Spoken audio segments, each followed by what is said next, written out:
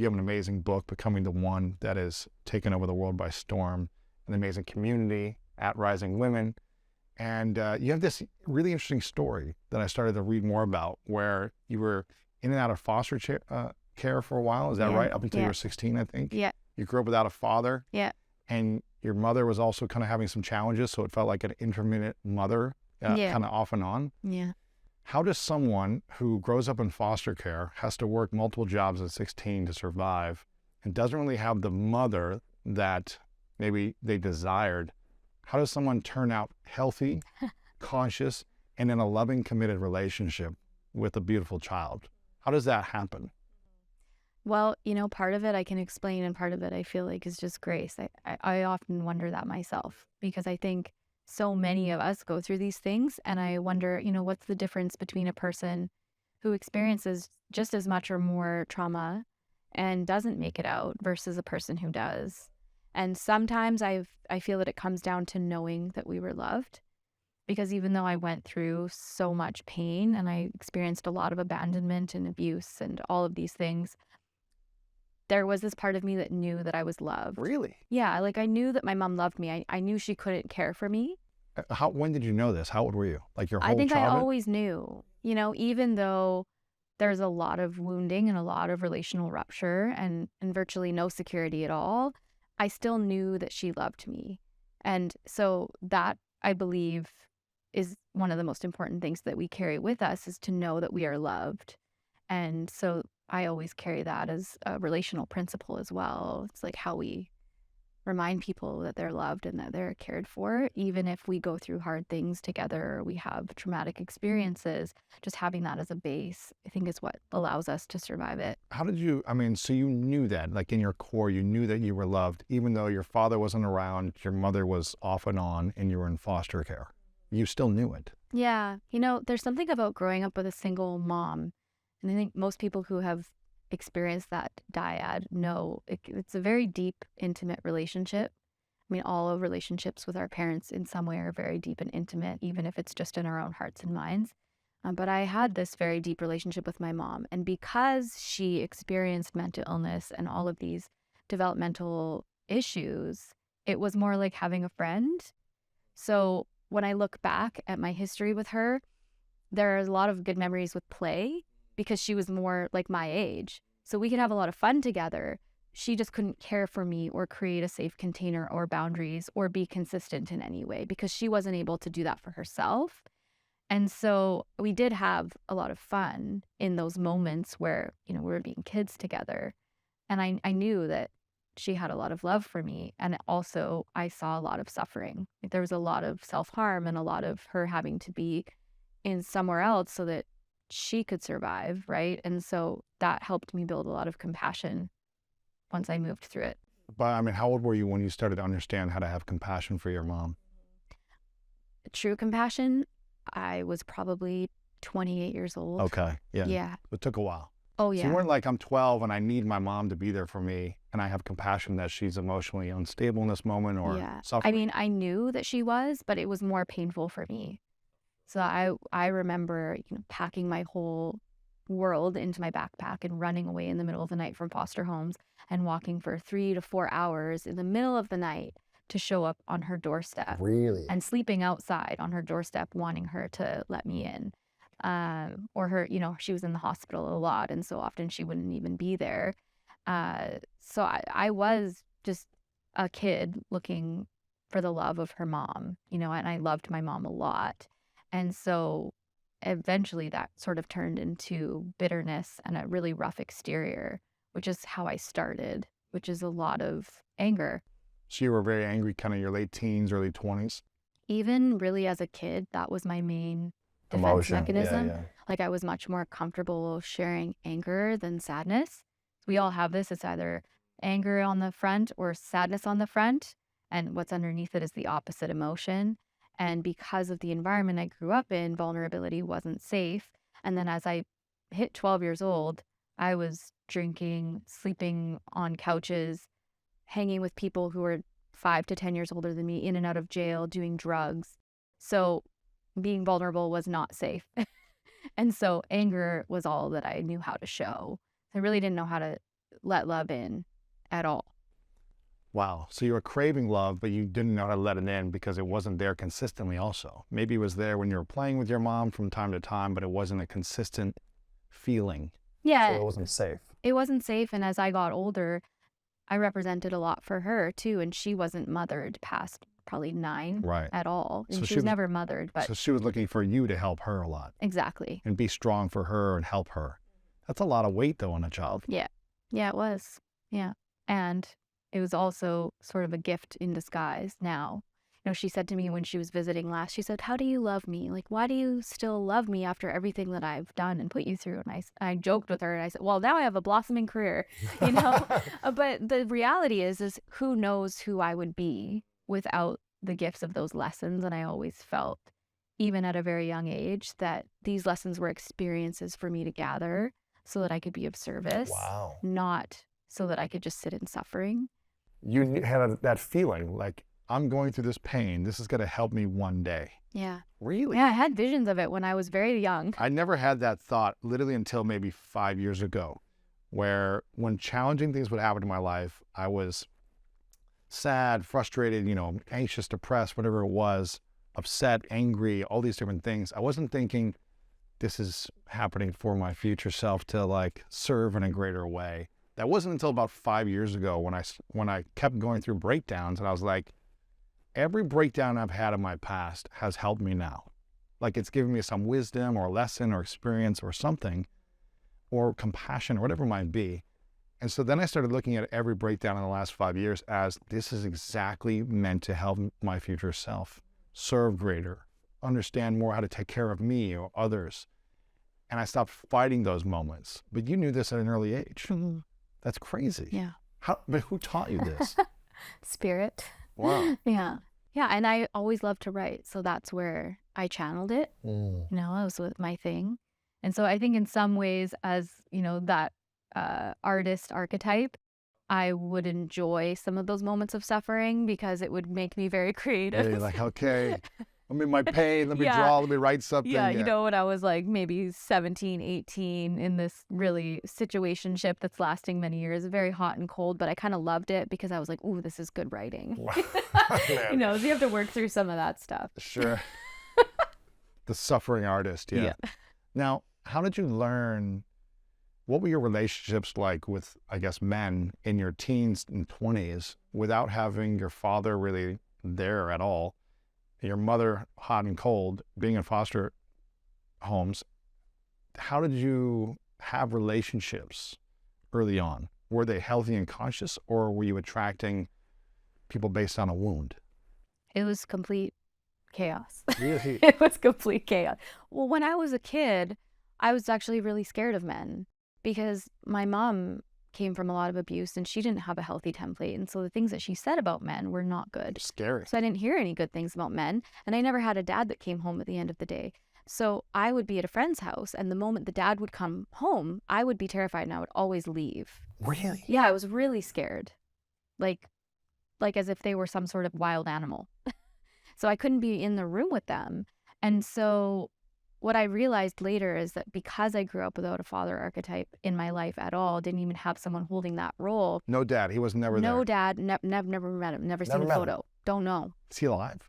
I don't think so, because I had a dream. I asked Spirit to put a dead butterfly in my hand if he was passed, after I had a dream while I was in Hawaii a few years ago that he had died. And in the dream, I was grieving a lot. And that's strange for me because I never dream about my father and I never knew him. But in the dream, he had just died and I was very sad. So I woke up and I said, okay, Spirit, if this is true, if he's passed, put a butterfly in my hand. And 2 days later, we were walking down a pathway to the beach and I found this dead monarch butterfly and I put it in my hand and I took a photo because I was like, oh, it's such a beautiful butterfly. And I didn't think anything of it. And then when we got home later, I was looking through my photos and I saw it, and then I realized that I had asked that question. And so for me, that was as much confirmation as I could get. And right. But your mom doesn't know if he's around or... No, and he was a lot older than my mom. They were really just, it was a very brief, unsafe encounter. So I don't know. Wow. Yeah. So what did that feel like then, not having a a healthy father figure in your life? And then how did you learn to trust men? Initially, when I was really young, the father wound was quite deep. So I always carried this feeling of not being good enough. So I created a lot of separateness between me and other people. Men and women. Everyone. Yeah. We grew up very poor, had no money. I'm always the smallest person in every room. And I didn't have a father. There was so many things that were different about me. And so I didn't feel like I fit in. And so I felt quite insecure about whether or not I belonged anywhere. And over time, that turned into the defensive survivor mask, that ultra independent mask, that many of us end up putting on.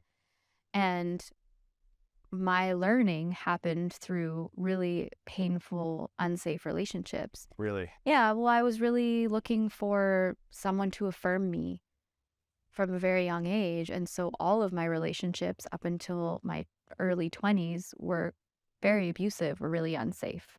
And there's one particular relationship that I was lucky to have survived. Wow. But it was in that relationship where I actually remember looking in the mirror and I didn't recognize myself.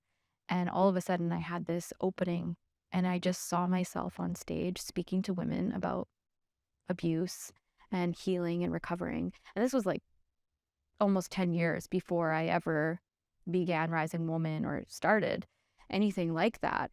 But I had this feeling, and I remember telling the guy who was, he was my abuser, and I said, I'm actually going to be speaking on stage one day about these experiences, and I'm going to be helping women.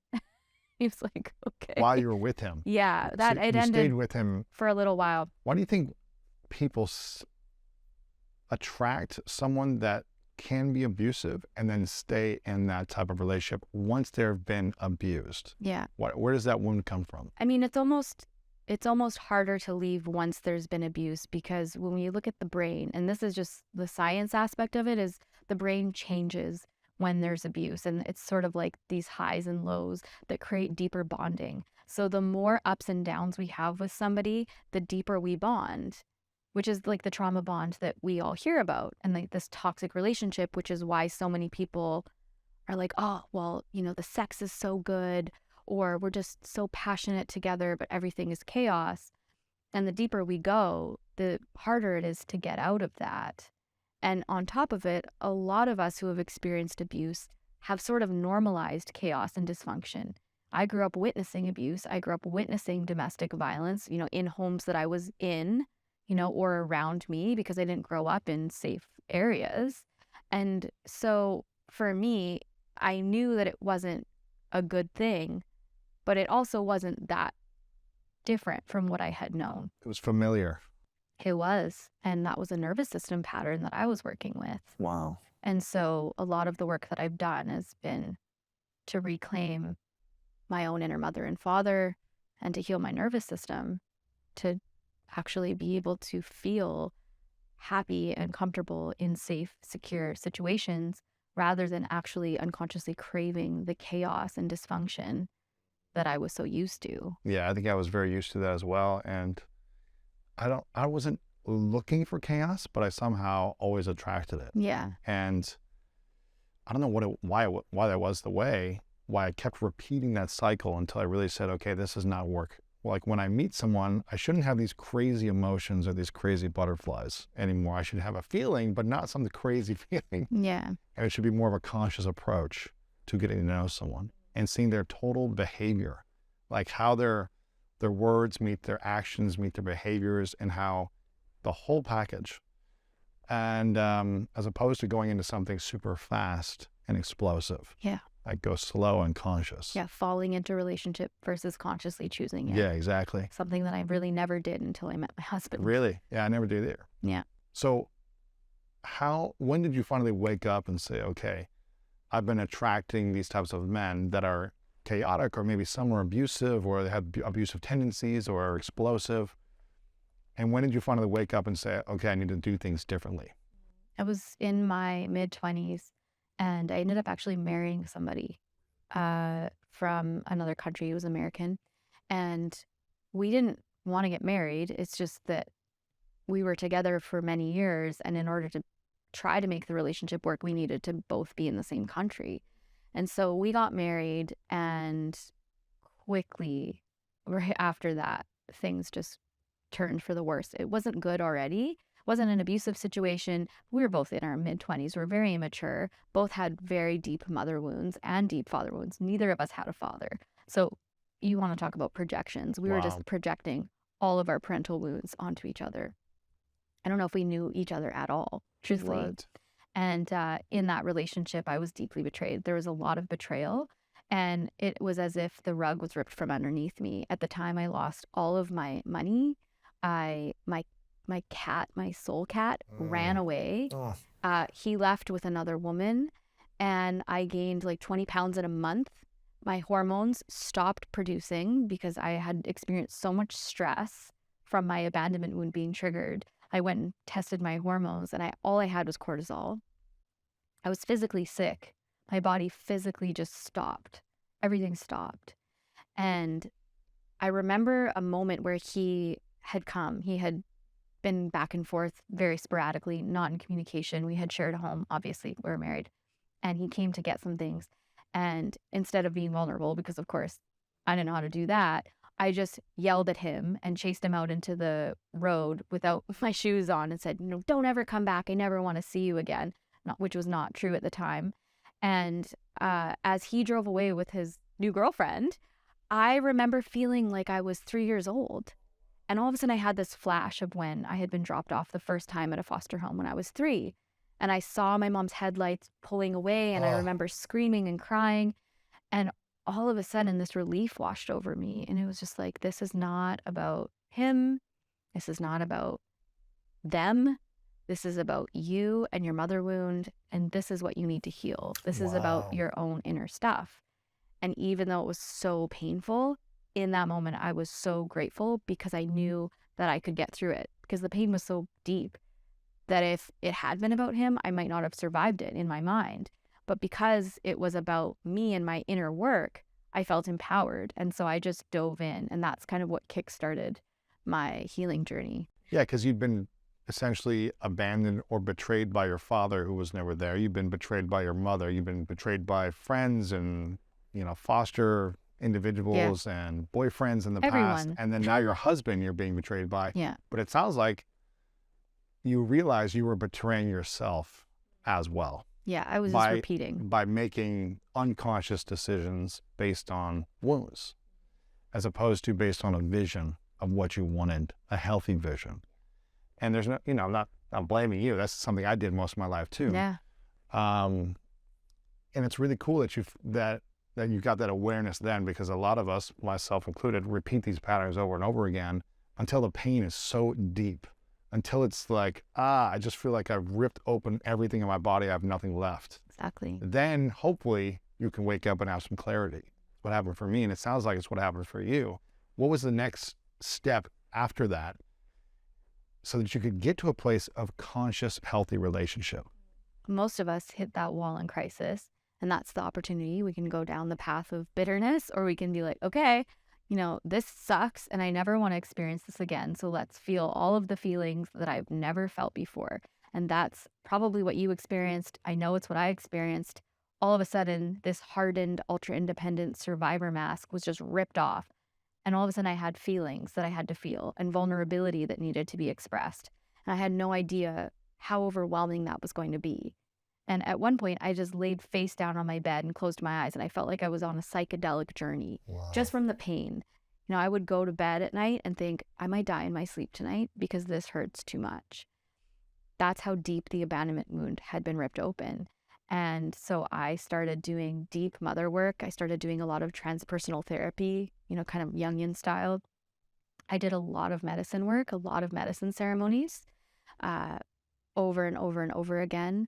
I spent all day in nature. I did breath work every week, and I just worked through it. And it was hard and so painful, but that was my only option. It was like the thing that I had to hold on to was this belief that eventually the pain would go away. Wow. And I remember writing a date on my calendar and telling my friend, I'm going to be done grieving by this date. Good luck. Good luck.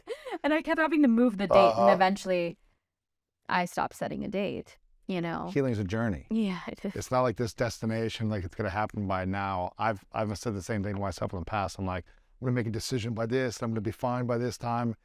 And it just keeps getting pushed, right? And I think it comes to you when you're ready for it. When you're ready and willing to fully receive all the lessons, and you're willing to surrender, you're willing to drop your ego and feel all the emotions and keep making consistent daily good decisions that are based on a conscious vision of what you want as opposed to a past pain. I just completely denied that I had any pain around it, you know? And so all of that I had to feel, all of it. And that was a lot. And so I started creating processes for myself to get through the long nights when I couldn't sleep. You know, What's a process look like? one of them was I created a little meditation